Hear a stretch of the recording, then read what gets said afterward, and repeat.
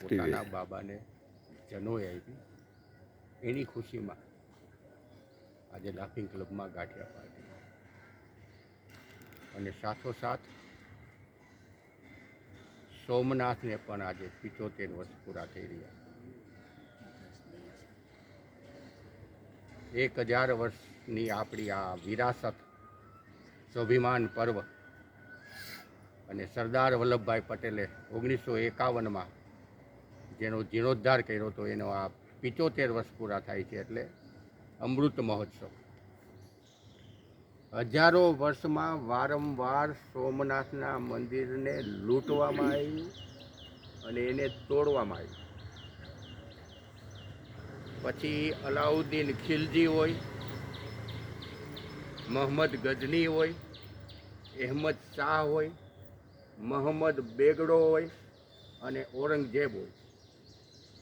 આ બધા લોકોએ આ મંદિરને લૂંટવાનો પ્રયત્ન કર્યો અને સાથે સાથે એ વખતના આપણા એ મહાન લોકોએ કે જે પછી કુમાર પાર હોય, અહલ્યાબાઈ હોલકર હોય કે સરદાર પટેલ હોય, મંદિરને જીર્ણોદ્ધાર પણ કરવામાં આવ્યો. મઝહબી લોકો ખાલી લૂંટ કરવા માટે નહોતા આવતા, પણ આપણા ઇતિહાસને ભૂલાવવા માટે આવતા. સોમનાથ એટલે હિન્દુ ધર્મનું આસ્થાનું કેન્દ્ર, આપણા 12 જ્યોતિર્લિંગ પૈકીનું એક. સોમ એટલે અમૃત અને અમૃતનો નાથ, સૃષ્ટિનો સર્જનહાર ભગવાન શિવ, જે સર્જન પણ કરે અને વિસર્જન પણ કરે. એટલે જ આપણા શાસ્ત્રો એમ કહે છે કે આપણા કણ કણમાં શંકર છે. આપણે જીવને શિવ તરીકે પૂજીએ છીએ અને શિવની પૂજા કરવી હોય તો શિવ બનીને પૂજા કરો, એવું આપણા શાસ્ત્રો કહે છે.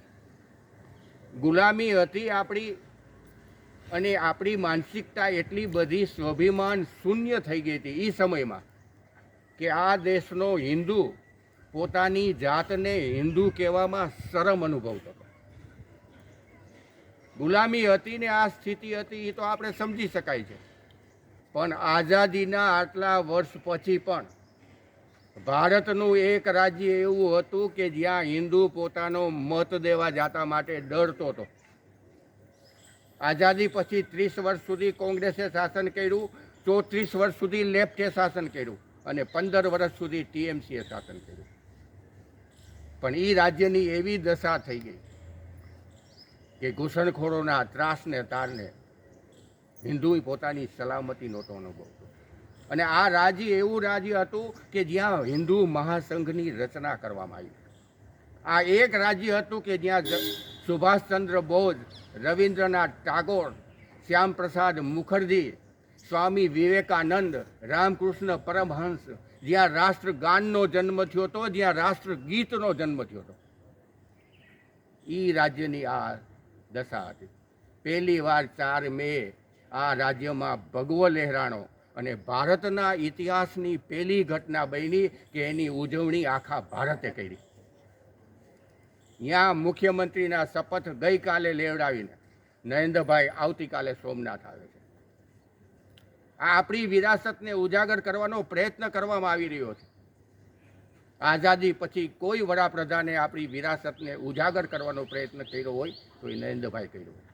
પછી 12 દિન તરીકે ઉજવે, અલિયાબાઈ હોલકરની જન્મજયંતિ તરીકે ઉજવે, સુભાષચંદ્ર બોઝની જન્મજયંતિ તરીકે ઉજવે. આ બધા લોકો, સરદાર પટેલ હોય, બાબા સાહેબ આંબેડકર હોય, એના વિરાસતને ઉજાગર કરવાનો પ્રયત્ન કર્યો.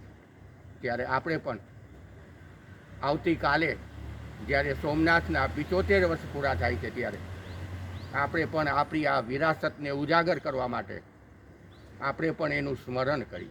જે દેશની પ્રજા પોતાના ઇતિહાસને ભૂલી જાય છે એ દેશની પ્રજા ક્યારેય વિકસિત નથી થઈ. આ ભારત એ કોઈ નાની ઘટના નથી. વિશ્વની સભ્યતાનું પારણું એટલે ભારત. વિશ્વના બીજા દેશો જ્યારે તલવારની તાકાત ઉપર વિકાસ કરતા હતા ત્યારે ભારત એની સભ્યતા, એની સંસ્કૃતિ, એનો વારસો, એનું વ્યવહારું આયોજન સમિતિ એના માધ્યમથી વિકાસ કર્યો છે. આપણે ક્યારેય કોઈ દેશ ઉપર આક્રમણ નથી કર્યું. આજે પણ આપણા વિકાસમાં આ છે. વિશ્વગુરુ બનવા તરફ આગળ આપણે વધી રહ્યા છે, પણ વિશ્વગુરુ આપણે ક્યારે બનશું? કે જ્યારે આ દેશનો એક એક નાગરિક પોતાના વેતન તરફ નહીં પણ પોતાના વતન તરફ દ્રષ્ટિ રાખીને પોતાની વૃત્તિ કરશે, ત્યારે આ દેશ વિશ્વગુરુ બનશે.